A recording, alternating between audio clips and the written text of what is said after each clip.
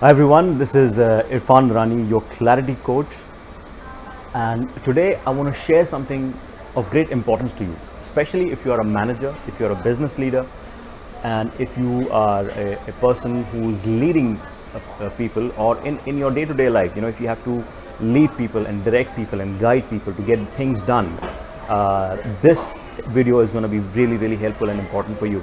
I want to share something first of all from my own experience that I had during my time as a manager on board the cruise ship where I was working, and I used to lead about 15 to 20 people in my team as a customer relation manager. Then as a crew manager, I used to lead another 2 or 3 people at the same time. So this is the time when I was working as the crew manager.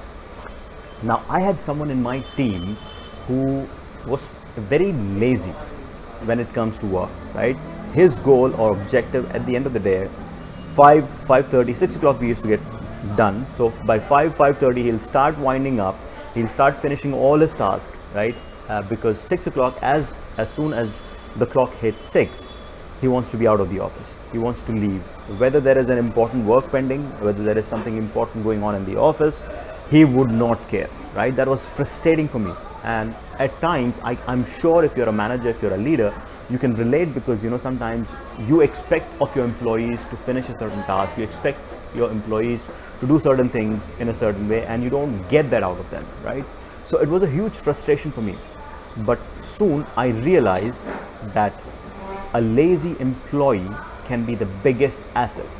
Let me tell you how, right? So one fine day I decided, let me try to put him in a situation where he has no choice. He has to finish his responsibility, he has to finish the work, doesn't matter what time of the day it is. So we had certain immigration formalities that had to be done by the end of the day. So I handed over to him those responsibilities, right? The responsibilities basically were to get a certain number of signatures from a certain employees and certain senior officers on a piece of paper, so that it can be presented the next day when we reach a port. Now, so he took that responsibility, right? So I knew now this task would, if he physically goes around, it would take at least a couple of hours, which would mean that he has to come out of his comfort zone, get used to the idea that work is important first. We need to finish the work, and then obviously we can take some time off a little later on, or prioritize work. Basically, that's the message that I want to give him, and I wanted to teach him a lesson. So he took the paper, he did his he took the paper, he took the responsibility, and I got involved with some other meeting and work. And when I came back in an hour's time, right, it was already done. Now what had happened there? I was surprised, amused and amazed at the speed at which the job was done, right? And it was complete, and I was surprised. So I sat with him and I asked him, how did he do it? Now what he did at that point in time, he took the piece of paper, he figured out that one of the systems that we had, like we had 3-4 systems, different systems that we used, one of the system had a messaging system in it, right? So he took that messaging system, he picked out the messaging system, and he started messaging all the key people whose signatures were supposed to be taken on that piece of paper, and he called them to the office rather than he going around. So what he did is basically he figured out a very unique and a better way of doing things, right? Which I until that point I was not aware, right?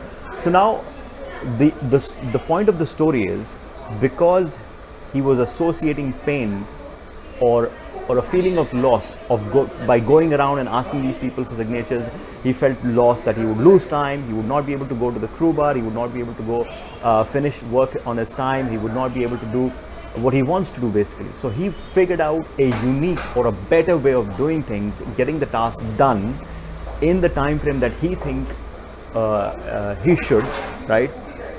Phenomenal. Because you see, at that point in time, I was very happy, because he took initiative, he figured out a better way, he started looking at things differently. And my expectation, I normally don't attach expectations to the process, because sometimes as a manager, as a leader, we attach our expectations to the process, that it should be done this way, it has to be done this way, which should not be the case. The point should be whether the task is being done successfully, efficiently and effectively or not. right? So I was happy as a manager and I got some great learnings. Similarly, the message that I learned from that incident is the person in your team who is the laziest person can be utilized as a best resource.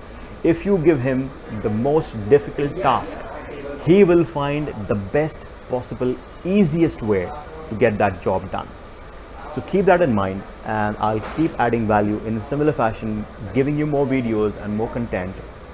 Of course, if you like it, if you like the videos, please subscribe, please hit the like button, and